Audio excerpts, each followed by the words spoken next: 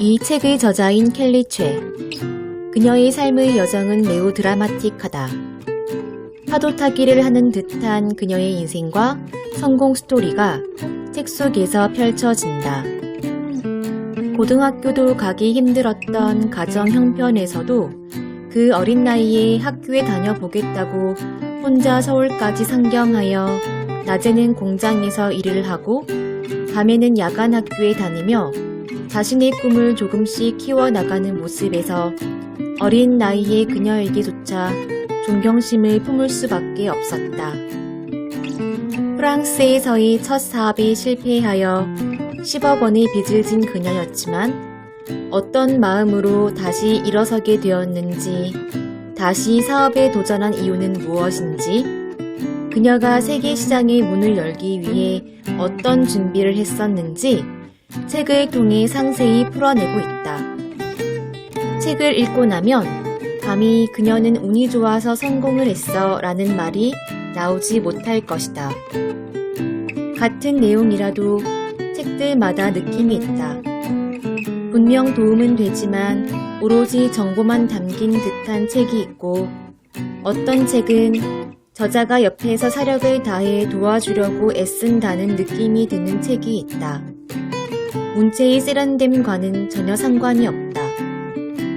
저자의 진심이 느껴진다는 뜻이다. 이 책이 바로 그런 책이다. 목차만 읽어봐도 그녀가 어떤 마인드를 가진 사업가인지 단번에 알 수 있다.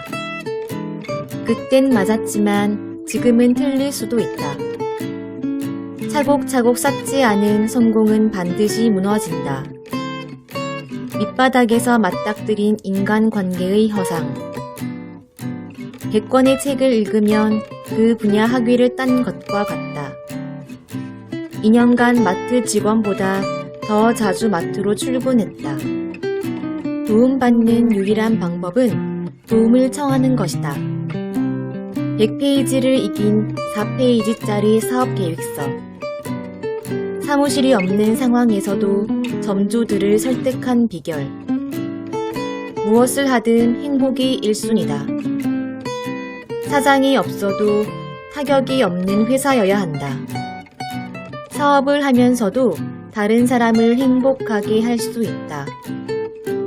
10개국에서 사업을 한다는 건 10개의 문화를 이해해야 한다는 것.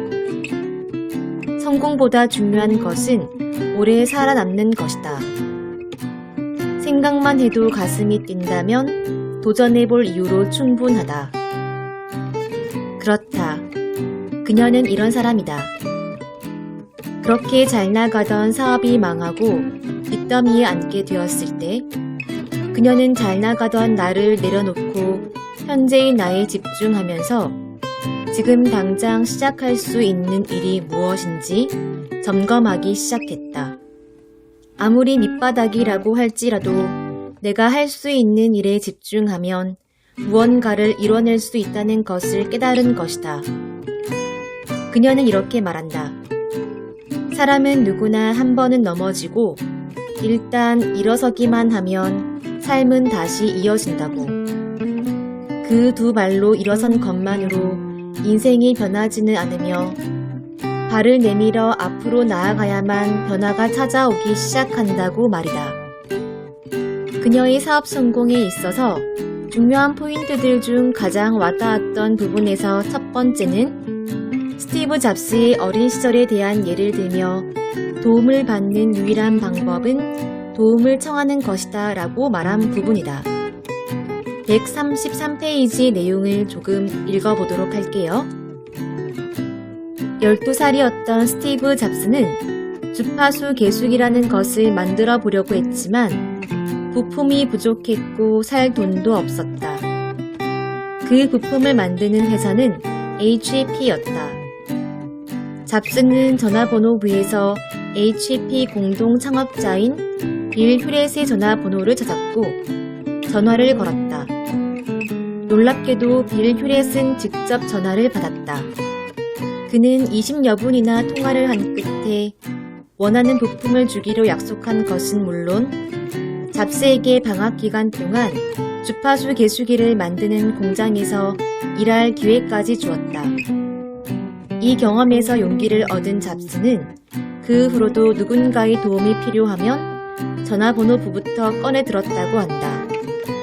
영상에서 잡스는 마지막으로 이런 말을 한다.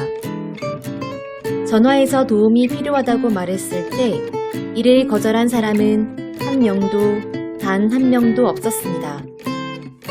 그런데도 사람들은 전화를 걸지 않아요. 대부분의 사람들은 요구하거나 요청하려 하지 않죠.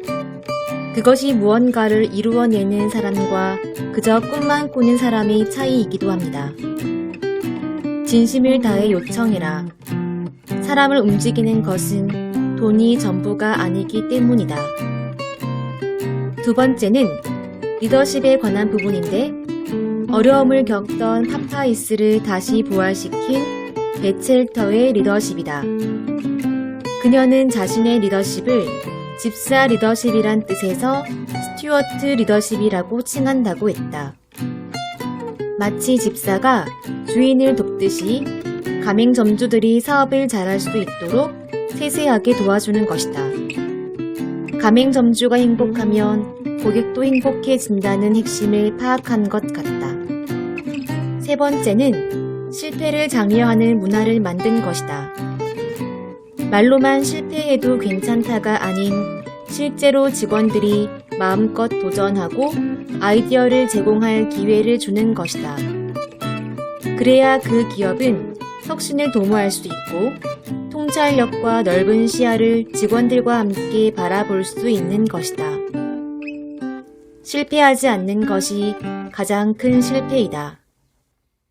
눈앞의 이익만 쫓지 않고 그녀 자신만의 신념을 가지고 그녀의 강직하면서도 따뜻한 리더십으로 그리고 그녀의 사업과 직원들에 대한 진심이 그녀를 창업 7년 만에 연매출 5천억 원이라는 믿기 힘든 높은 성장을 이루어냈다. 그녀는 그녀의 이야기를 이렇게 마무리한다. 당신이 어디에 있건, 어떤 학교를 나왔건, 나이가 몇 살이건, 어떤 일을 하고 있건, 누구나 꿈을 꿀 권리가 있고 기적과 만날 자격이 있다. 기적은 결코 멀리 있지 않다. 이제는 당신만의 미라클 여정을 만들어 가길 기원한다. 행운을 빈다.